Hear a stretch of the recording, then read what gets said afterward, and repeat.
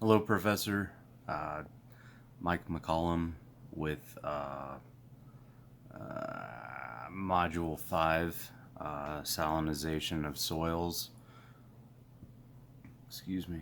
Um, let's see. This is my final report. Test your knowledge section. Uh, Salinized soils are detrimental to agriculture. That's true. Halophytes are adapted to live in salinized soils. That's also true. Most plants can excrete the salt absorbed from soil. That's false. The primary effect of soil salinization on plants is creating a toxic imbalance within cells. That's false.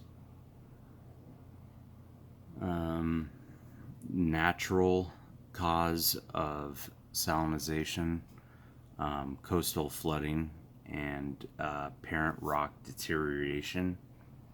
Man-made cause of salinization of soil is irrigation, fertilization, and stream damming. Salinization is the accumulation of water-soluble salts in soil that eventually reaches toxic levels for plants. Salinity affects plant germination, vegetative growth, and reproduction. Soil salinization occurs from an accumulation of mineral salts present in parent rock, groundwater, and irrigation water. Irrigation is the leading cause of salinization around the world. Explain why salinization is a concern for agriculture around the globe. Salinization is a great concern for agriculture around the globe due to its corruption of soil at high levels and the fact that it causes crops to require more water and doesn't allow for the plants to absorb the water, thus creating a water shortage too. What was the purpose of using distilled water instead of tap water in this experiment? Distilled water, the salt has been removed, but with tap water there are still minerals, including salt, in the water itself. Why were the petri dishes containing the beans weighed at 24-hour intervals? Water had evaporated and or absorbed, and the beans then required more water to possibly continue the germination process. What was the minimum salt concentration that affected bean germination in your results? Worst results occurred with the 0% salinization. 0 beans had complete germination, only 2 had incomplete germination, and the remaining 8 had no germination. Based on your results, would you categorize the bean species used in this experiment as halophyte or glycophyte? Include the definition of each term in your answer. Halophytes are salt-tolerant plants with adaptations to grow and reproduce in saline soils. Glycophytes are non-tolerant to salt and are damaged by levels over 1% salinity. Given this, I would have to say that this bean species is most definitely falls in the category of the halophytes, as the higher the percentage of salinity there was, the better the beans did.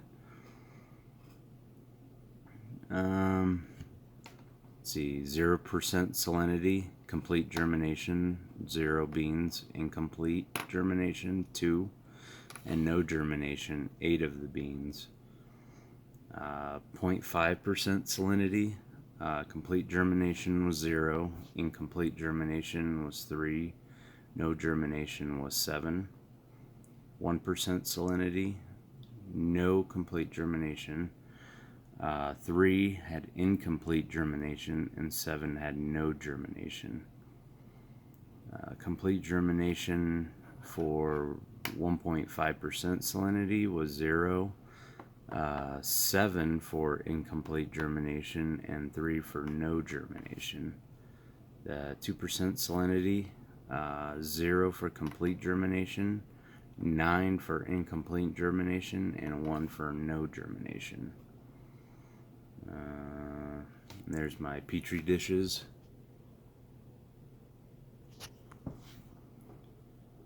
For whatever reason, 1% got slightly moldy. None of the other ones did, at least not to that degree. There's my graph.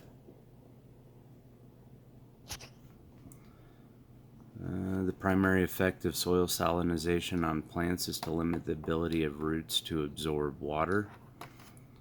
Halophytes are salt-tolerant plants with adaptations to grow and reproduce in saline soils. Most field crops, including corn and wheat, are intolerant of salinized soils. That's true. Most plants are damaged by soils with over 1% salinity. That's true. NaCl is the most prevalent salt in soils and the focus of salinization studies. Man-made cause of salinization: fertilization, irrigation, and deep-rooted plant removal. Distilled water should be used when making salt solutions for a salinization experiment. Petri dishes containing germinating beans should be weighed daily to determine water loss. That's true. A salt concentration of 1%, 1.5%, and 2% inhibits the complete germination of bean seeds.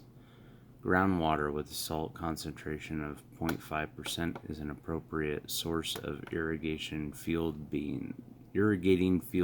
That's false. Seeds of some plants are able to survive salinized soils by delaying germination until seasonal rains arrive and flush salts from the soil. Describe how you would change the procedure of this experiment to determine if beans are able to delay germination in response to salinized soils.